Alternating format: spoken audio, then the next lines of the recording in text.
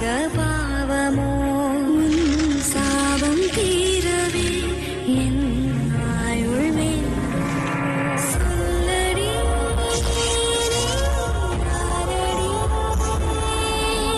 யாரடி மோகினி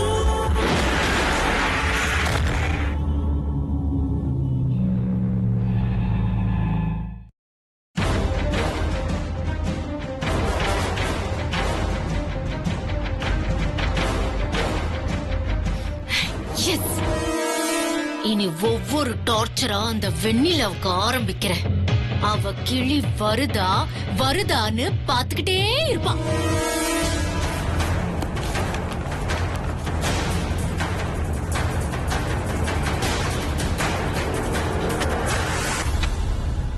முழுசா கையெழுத்து போட்ட பிளாங்க் செக் புக் வேற. மொத்த சொத்தும் மருது பூங்கோத கார்த்திக் ஜனனி பேர்ல எழுதியாச்சு. மா ரொம்ப சந்தோஷப்படாத. அது பூராவும் அண்ணன் போட்ட கையெழுத்து இல்ல. அண்ணன் மாதிரியே அச்சு அசலா நான் போட்ட கையெழுத்து. இத பாத்தீங்களா? 1 லட்சம் ரூபா. ரொம்ப எடுக்க வேண்டான்னு 1 லட்சம் ரூபா பணம் பேங்க்ல நானே முத்தண்ண மாதிரி கையெழுத்து போட்டு எடுத்தேன். யாருக்கும் சந்தேகமா வரலமா? இதே மாதிரி சித்ரா கையெழுத்தும் நானே போட ட்ரைனிங் எடுத்தா போதும். சொத்து ரொம்ப சுலபமா நம்ம கைக்கு வந்துடும்.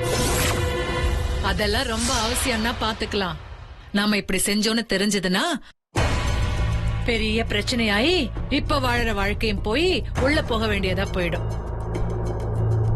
நாம சொல்றத கேட்டு காட்டுற இடத்துல கையெழுத்து போட முத்தரசன் தயாரா இருக்கும் போது எதுக்காகப்பா இத்தனை சிரமப்படணும்?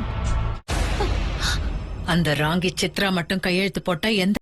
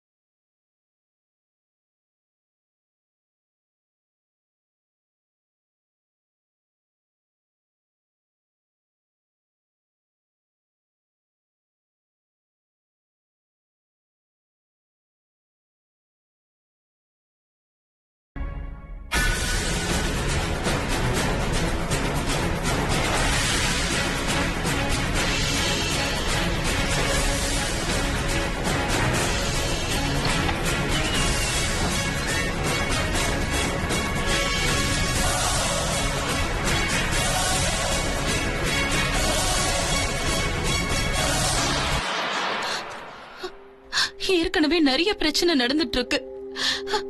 முத்தரச மாமா கிட்ட இதையெல்லாம் காட்டி சொன்னா கூட நம்ப மாட்டாரு. அதுவும் நான் கொடுத்ததுன்னு சொன்னா அவளே உங்ககிட்ட கையெழுத்து வாங்கிட்டு மருது கையெழுத்து இவ ஏமாத்துறான்னு சொல்லுவாங்க. இல்லன்னா இதெல்லாம் நீ போட்ட கையெழுத்துதான்னு சொல்லி மாமாவையே அழுது நம்ப வச்சிருவாங்க. இதுக்கு ஒரே வழி என்னன்னா இது லாயர் கிட்ட காட்டி உண்மைய சொல்றதுதான். அவர் மட்டும் நம்ம சார்பா வந்து பேசினாருன்னா அந்த நீலாம்பரியோட முகத்திர கிழியறது நிச்சயம்.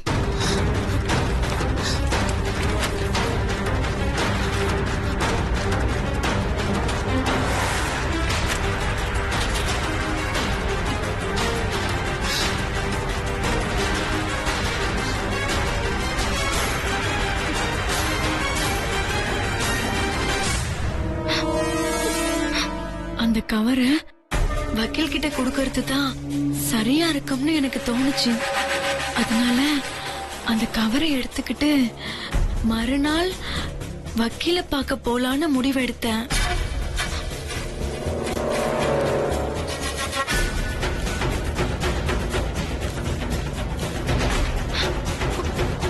இதுதான் சித்ராக்கா கடைசியா எழுதுனது போல இருக்கு. அதுக்கப்புறம் ஒண்ணுமே எழுதல. பாவம் சித்ராக்கா, இவங்க கிட்ட மாட்டி எத்தனை கஷ்டப்பட்டிருக்காங்க பாத்தியா? வா கலை, உடனே டைரிய முத்து மாமா கிட்ட போய் காட்டலாம். எல்லாரும் நல்லா மாட்டட்டும். அவசரப்படாத வெண்ணிலா. மாமா கிட்ட இதை காமிக்கிறதுக்கு முன்னாடி நம்ம போக வேண்டிய இடம் வக்கீல் வீடு.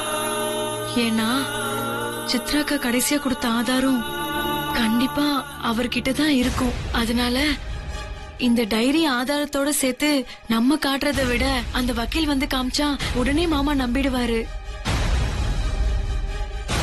ஆமா கலை, அவசரத்துல நான் தான் தப்பா பேசிட்டேன். நீ சொல்றதுதான் சரி.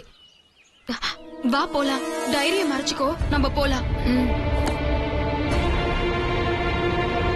வெண்ணிலா, இந்த டைரியை எடுத்துட்டு போய் நான் என் ரூம்ல ஒளிச்சு வச்சுக்கிறேன்.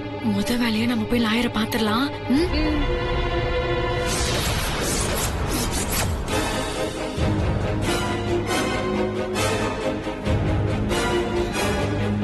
என்ன ரெண்டு பேரும் ஏதோ ரொம்ப முக்கியமான விஷயம் பேசுறீங்க போல இருக்கு. என்ன விஷயம்? அதெல்லாம் ஒண்ணும் இல்லையே. வெண்ணிலாவ ரொம்ப நேரமா காணுமேன்னு பார்த்தேன். சரி, அவளுக்கு ஹெல்ப் பண்ணலாமேன்னு வந்தேன். ஓ, கையில என்ன இருக்கு? ஏதோ மறைக்கிற மாதிரி இருக்கு. கையில ஒண்ணுமே இல்லையே. ஏன், என்ன விஷயம் ஸ்வேதா? சரி, எங்களுக்கு நிறைய வேலை இருக்கு. நாங்க போகவா?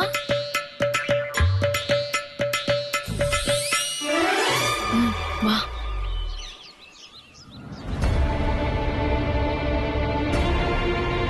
என்னவோ பண்றாளுங்க, ஆனா என்னன்னு தான் புரியல.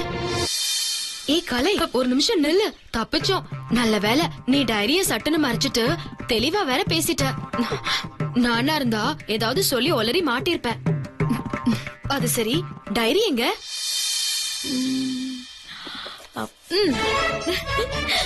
படத்துல ஆளை கொல்றதுக்கு தான் பின்னால அருவா சொருவாங்க. ஆனா நான் அந்த கொலகோர கும்பல மாட்டி விட டைரிய பின்னாடி சொருகிட்டேன். ஜோசியர் சொன்னபடி அவங்க கோபூஜைய மட்டும் நாளைக்கு செஞ்சுட்டா நடக்க போற கல்யாணத்தை யாராலையுமே தடுக்க முடியாது. ஆனா நம்ம மட்டும் முயற்சி பண்ணா இந்த டைரி மூலியமா நாளைக்கு நடக்க போற கோபூஜை தடுக்க முடியும்.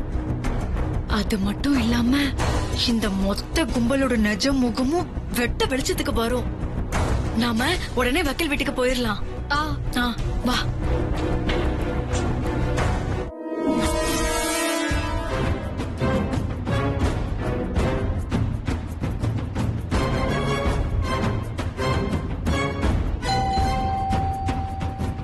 வாங்க, உள்ள வாங்க. வா. வாங்கம்மா, என்ன விஷயம்? வக்கீல் சார பாக்கணும். அப்பா கேஸ் விஷயமா டிக்டேட் பண்ணிட்டு இருக்காரு. நான் போய் விவரம் சொல்லிட்டு உங்களை கூப்பிடுறேன். நீங்க யாருன்னு சொல்லணும்? நீலாம்பரி அம்மா மருமகன்னு சொல்லுங்க. ஓ, வெயிட் பண்ணுங்க. சரிங்க. ஏற்கனவே நான் தங்கள் முன் சமர்ப்பிக்கப்பட்ட சாட்சியத்தை குற்றவாளி கலைக்கும் வாய்ப்பு இருப்பதால் அவரை வெளியே செல்ல ஜாமீன் மறுக்கப்பட வேண்டும் என்று தாழ்மையுடன் கேட்டுக்கொள்கிறேன். அப்பா, உங்களை பார்க்க நீலாம்பரிமா வீட்டுல இருந்து அந்த அம்மாவோட மருமகளும் ஒரு பொண்ணு வந்திருக்காங்க. வர சொல்லு. சரிப்பா. அப்பா வர சொல்லிட்டாரு, வாங்க. ராஜேந்திரன், பக்கத்து ரூம்ல இருங்க, நான் அப்புறம் கூப்பிடுறேன். Okay sir.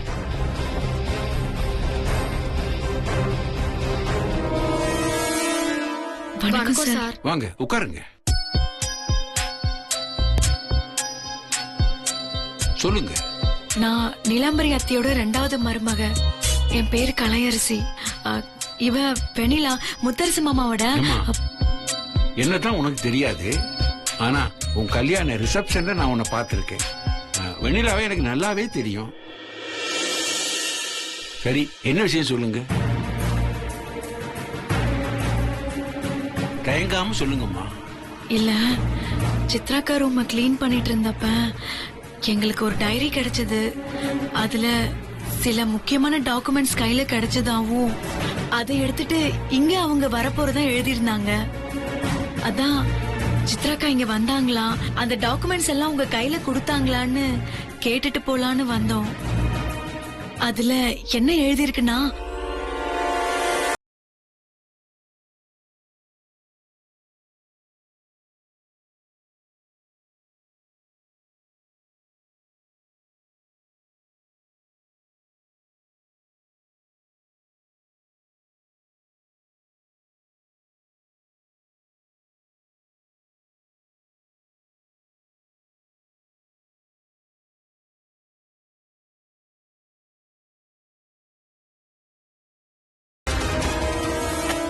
இத்தனை வருஷத்துக்கு அப்புறம் இப்படி ஒரு டைரியை சித்ரா எழுதி வச்சிருப்பான்னு நான் நினைக்கவே இல்லம்மா.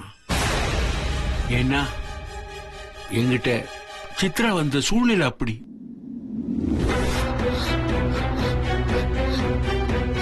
வக்கீல் சார், சித்ரா, ஏம்மா இந்த நிலைமையில கிளம்பி வந்த? தகவல் சொல்லியிருந்தா நானே வந்திருப்பேனே. என்னம்மா இந்தா, ஏன் இப்படி படபடப்பா வந்திருக்க? இந்தா இந்தா அப்படி தண்ணிய குடி.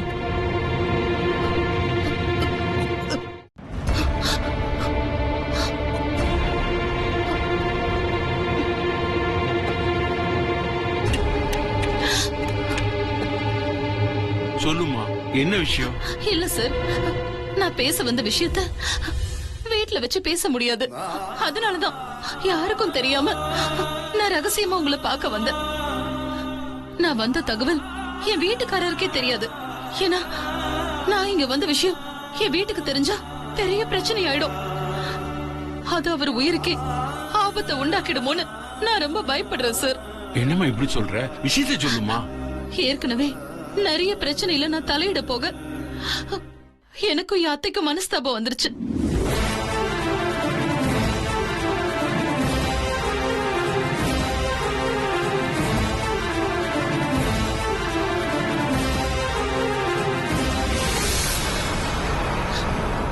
நேத்து என் மாமியாரும் மருதுவும் பேசினதை நான் கேட்டேன்.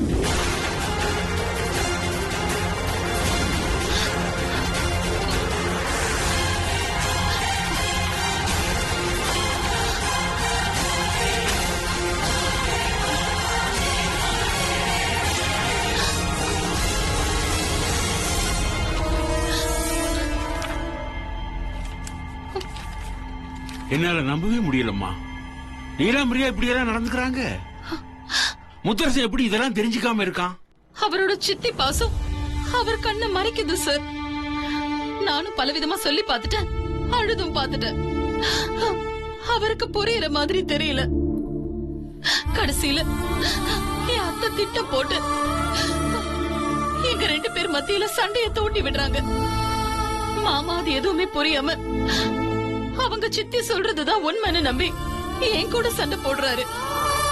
என்கிட்ட அவர் சண்டை போடுறத பத்தி, என் கூட பேசாம இருக்கிறத பத்தி கவலை இல்ல சார். இவங்களால அவர் உயிருக்கு ஏதாவது ஆபத்து வருமோன்னுதான் எனக்கு ரொம்ப பயமா இருக்கு சார். எதை பத்தியும் கவலைப்படாத சித்ரா. நான் நாளைக்கே வந்து முத்தரசனை பார்த்து பேசி எல்லாத்தையும் அவனுக்கு புரிய வைக்கிறேன். தயவு செஞ்சு நீங்க வரத தள்ளி போட வேண்டாம். அங்க இருக்கிற ஒவ்வொரு நிமிஷமும் எனக்கு நரகத்துல இருக்கிற மாதிரி இருக்கு. ரொம்ப சாரிம்மா. இந்த மாதிரி சூழ்நிலையில நான் உங்க கூட வரணும், அதுதான் முறை. ஆனா இன்னைக்கு ஒரு முக்கியமான கேஸ்ல ஹியரிங், நான் போயே ஆகணும். முடிஞ்சா நான் ஈவினிங் வந்துடுறேன், இல்லைன்னா கட்டாயம் நாளை காலையில வந்துடுறேன். தப்பா நினைக்காதம்மா.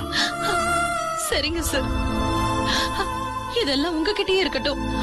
அவங்க கண்ணுல பட்டா தேவையில்லாத பிரச்சனை வரும். சரிம்மா, நான் இதெல்லாம் பத்திரமா வச்சு வரும்போது நான் கையில கொண்டு வந்துடுறேன். நீ தைரியமா இரு. எல்லா விஷயத்தையும் நான் முத்தரசன் கிட்ட பேசுறேன். அதெல்லாம் வேணாம்மா, தைரியமா போமா. நான் வரேன் சார். ஆமாமா, பாத்து பாத்து.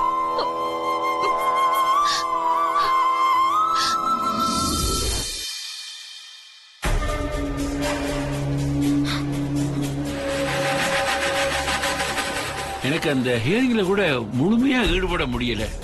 ஏன்னா நிறைய மாச கர்ப்பிணியா வந்த சித்ராவோட பரிதாபமான முகம் என் மனசை ரொம்பவே கஷ்டப்படுத்துச்சு. போன்ல முத்தரசங்கிட்ட இத பத்தி பேசலாம்னு கூட தோணுச்சு. ஆனா இது போன்ல பேசுற விஷயம் இல்ல, நேர்ல பார்த்து பேச வேண்டியதுன்னு அந்த நினைப்பை தள்ளி போட்டேன். கார்ல திரும்பி வந்துகிட்டு இருந்த போதுதான் தொடர்ந்து சித்ராவை பத்தியும் முத்தரசனை பத்தியும் யோசிச்சு வந்துகிட்டே இருந்தேன். அப்பதாமா அந்த விபத்து நடந்தது. ஒரு கார் எதிரில வந்து கண்ட்ரோல் இல்லாம எங்க கார்ல மோதினதுனால எனக்கு பலத்த காயம் உண்டாகி நான் சுயநினைவையே இழந்துட்டேன். எனக்கு நினைவு திரும்ப ஒரு வாரம் ஆச்சுமா. கண் விழிச்சப்போ என் ஃபேமிலியை அழைச்சு நான் சொன்ன விஷயம், முத்தரசனை ஆஸ்பத்திரிக்கு வரவழைக்கு நான் சொன்ன போதுதான் சித்ரா இறந்த விஷயமே எனக்கு தெரிய வந்துச்சு. அவளே இறந்துட்டதால இப்ப அந்த ஆதாரத்துக்கும் உயிர் போயிடுச்சு. இப்ப வரைக்கும் உதவின்னு கேட்டு வந்த அந்த அவல பெண்ணுக்கு என்னால உதவ முடியலையேன்னு என் மனசு அறுத்துக்கிட்டே இருக்குமா. இப்ப அத சரி பண்ண ஒரு வாய்ப்பு கிடைச்சிருக்கேன்னு நான் நம்புறேன். சார், அப்போ நீங்க சித்ராக்கா கொடுத்த டாக்குமெண்ட்ஸ் எல்லாம் முத்தரசு மாமா கிட்ட கொடுக்கலீங்களா? அந்த எண்ணத்துலதாமா முத்தரசனை நேர்ல பார்த்து பேசலாம்னு போனேன். ஆனா சித்ராவோட இழப்பு முத்தரசனை ரொம்பவே பாதிச்சிருந்தது. அவர் ஒரு நடப்பின மாதிரி தான் இருந்தாரு. அதே மாதிரி சித்ரா சொன்னதை வச்சு பார்க்கும்போது நான் அவ கொடுத்த ஆதாரத்தை காமிச்சா கூட இதுக்கும் அதுக்கும் எந்த சம்பந்தம் இல்லைன்னு நீலாம்பரி தரப்புல சொன்னா என்னால எதுவுமே செய்ய முடியாத சூழ்நிலை ஆயிடும். அதனால ரொம்ப வேதனையோட திரும்பி வந்துட்டம்மா. சார், அதான் இப்போதான் சித்ராக்கா கைப்பட எழுதின டைரி கிடைச்சிருக்குல்ல. சித்ராக்கா உங்க கிட்ட கொடுத்த டாக்குமெண்ட்ஸ், அவங்களோட டைரி, இது ரெண்டுத்தையுமே சேர்த்து மாமா கையில கொடுத்தா நாம எதுவுமே சொல்ல வேண்டியது இல்ல. மாமாவே தானா புரிஞ்சுக்கிட்டு அந்த கும்பலை விரட்டி அடிச்சிருவாரு. என்ன மன்னிச்சிடுங்க சார். அந்த வீட்டு மருமகளான நானே இப்படி பேசுறேன்னு உங்களுக்கு ஆச்சரியமா இருக்கலாம். ஆனா சித்ராக்கா அப்ப சொன்னதை விட நிலைமை இன்னும் மோசமா தான் சார் ஆயிட்டு இருக்கு. முத்தரசு மாமாவோட சொத்தை அடையறதுக்காக எல்லாருமே போட்டி போட்டுட்டு இருக்காங்க. கொஞ்சம் கூட அவங்க யாருமே திருந்தல. முத்தரசு மாமாவை ஏமாத்தணும் தான் நினைக்கிறாங்க. அதனால சித்ராக்கா கொடுத்த டாக்குமெண்ட்ட எப்படியாவது தேடி எடுத்துட்டா போதும் சார். சித்ரா அதை என் கையில கொடுத்து 5-6 வருஷம் ஆச்சு. அதனால அந்த கவரை டாக்குமெண்ட்ஸ் எல்லாம் வச்சிருப்பேன். அங்கதான் இருக்கும், கண்டிப்பா இருக்குமா சார். அப்போ தேடி எடுத்துக்கிட்டு நாளைக்கு காலையில நேரமே உங்களால வர முடியுமா சார்? ஏன்னா நாளைக்கு நடக்கிற கோபூஜை மட்டும் நடந்துட்டா மாமாவோட கல்யாணத்துக்கு அச்சாரம் போட்ட மாதிரி ஆயிடும். அதுக்கு முன்னாடி நீங்க மாமாவை வந்து நேர்ல சந்திச்சுட்டா எல்லா பிரச்சனையுமே சரியாயிடும் சார். கண்டிப்பா வர்றோம்மா. முத்தரசனே, இந்த பிரச்சனையில இருந்து நாம கண்டிப்பா மீட்டெடுத்துடலாம். நான் உங்க 2 பேரையும் தான் பாராட்டுவேன். ரொம்ப தைரியமா செயல்பட்டு இந்த விஷயத்தை என்கிட்ட கொண்டு வந்தீங்க பாருங்க, ரொம்ப பெரிய விஷயம். சார், வெண்ணிலா முத்தரசு மாமாவை கல்யாணம் பண்ணிக்கணும் சார். அதனாலதான் அவங்க நிஜ முகத்தை மாமாவுக்கு காட்டணும்னு போராடுறேன். கவலைப்படாதீங்கம்மா. நடந்த உண்மைகள் எல்லாம் முத்தரசனுக்கு தெரிய வரும்போது கண்டிப்பா அவர் வெண்ணிலாவை கல்யாணம் பண்ணிக்குவார். முத்து மாமாவை நான் கல்யாணம் பண்ணிக்கிறதையும் தாண்டி அவரை ஏமாத்துறவங்களை பத்தி அவரை தெரிஞ்சுக்கணும் தான் நினைக்கிறேன். எப்படியாவது அது நடந்து முத்து மாமா நல்லா இருந்தா எனக்கு அதுவே போதும். கவலைப்படாதம்மா. உன் மனசுல இருக்கிற உண்மை உன் கண்ணுல தெரியுது. கண்டிப்பா நல்லது நடக்கும். சார், அந்த டைரியை நீங்களே வச்சுக்கிட்டு காலையில வரும்போது சேர்த்து கொண்டு வந்துருங்க சார். தப்பி தவறி எங்க வீட்டுல யாருக்கெல்லாம் பட்டுடுச்சுன்னா பெரிய பிரச்சனை ஆயிடும் சார். சரிம்மா, நீ போயிட்டு வா. Okay sir.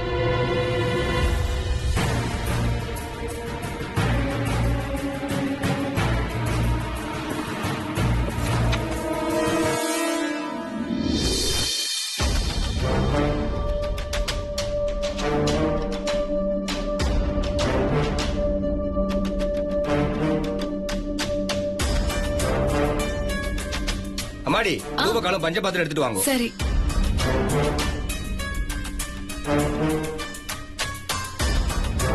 ஏய், என்ன வாசலே பாத்துட்டு இருக்க? வக்கீல் வராரான்னு தான் பாக்குறேன். அவர் 10 மணிக்கு தானே வரேன்னு சொல்லியிருந்தாரு. இப்ப மணி 9:30 தானே ஆகுது. என்னவோ எனக்கு ஒரே டென்ஷனா இருக்கு கலை. ஒரு டென்ஷனும் வேணாம், அவரு கண்டிப்பா வந்துருவாரு. என்ன புரியுதா? நீ ஒண்ணும் கவலைப்படாத. என்ன தூபக்கால் என்னாச்சு? தோ எடுத்துட்டு வரேங்க, தேடிக்கிட்டு இருக்கேன், வந்துடுறேன். தூபகாலும் பஞ்சபாத்திரமும் பூஜை ரூம்ல தான் இருக்கு. உன்னை வச்சுட்டு எதுவுமே பண்ண முடியாது. நான் ஏதாவது பண்ணி பூஜை நடக்கிறத லேட் பண்ணலான்னு பார்த்தா நீ பாட்டுக்கிட்ட மாட்டி விடுறியா? இத பாரு, பேசாம இருக்கணும், புரியுதா? சாரி.